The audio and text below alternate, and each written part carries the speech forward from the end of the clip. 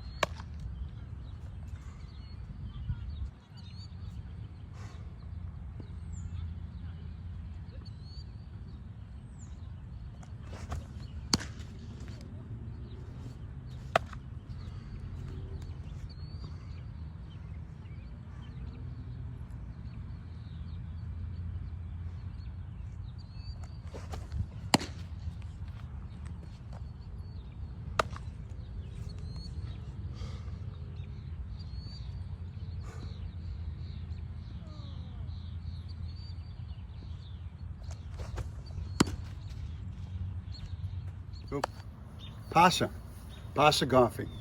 Great young man. Interesting young man. Interesting in that when people see Posh, they see this big, strong, three-sport athlete, right? Very athletic, 6'4", and when they see him take the mound, they're all expecting to see a power pitcher, and he definitely can do that. I mean, last year his fastball was sitting at 88, 91 all season long. So he can come after you with that big fastball. But what people don't expect is he doesn't have to be just a flamethrower. He can be a sniper as well. And what I mean by that is that very early on in his career, he came to us because we want our pitchers to get ahead in the count. So we're always telling our pitchers, first pitch fastball, get ahead in the count. Well, he came up to us early on in his career, said, hey, he said, I can actually command my breaking ball, my slider, my curveball better than I can my fastball. So can I open with that? We were a little bit reluctant, but we said, yeah, go ahead, give it a shot. And that's when his trajectory of his high school career really changed, because he was able to command it much better than his fastball at the time. And he was getting guys trying to get their foot down early, and he's breaking balls on the corner. They go 0-2, and they still haven't seen a fastball yet. And he plays that fastball by him up and in, and it was batter out, right? Game over. So it was really interesting to watch. And as he's matured from throughout his sophomore year and now through his junior year, during those years in the off season, he really devoted a lot of time to developing command over his fastball. And so when he came into his junior year, he could actually command his fastball just as much as he could command his breaking ball. And that's when he went from a good pitcher to an elite pitcher. What I mean is, he became our ace of our staff last year. He had finished with a 1.71 earned run average, struck out, I think, a third of the batters that he faced, 70 some odd strikeouts, I think. His whip was under 1. His batting average against was 154, 55, something like that.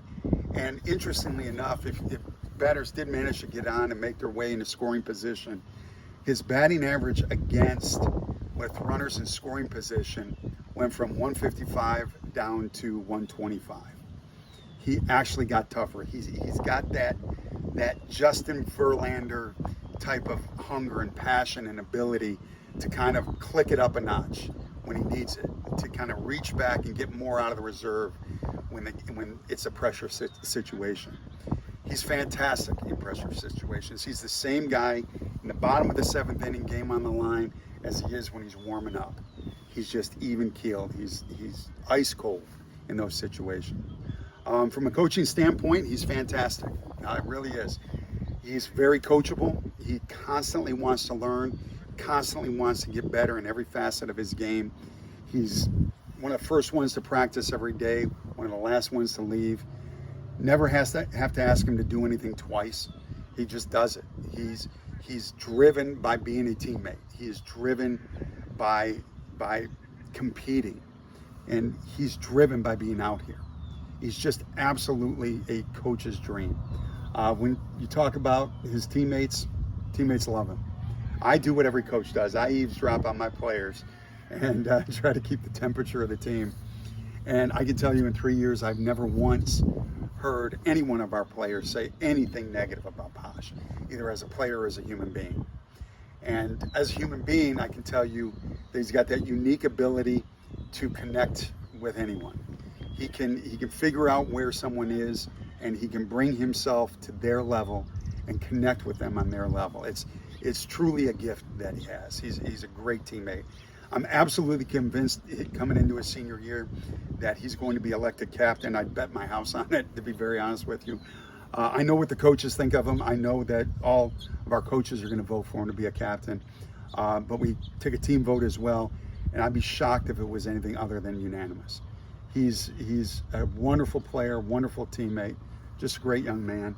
And it breaks my heart that this is my last year to watch him play on the field that I'm coaching, but I kind of am comforted by the fact that I'll be watching him play somewhere in 2027, 2028, 2029, and 2030, without a doubt. Great young man, great future ahead of him.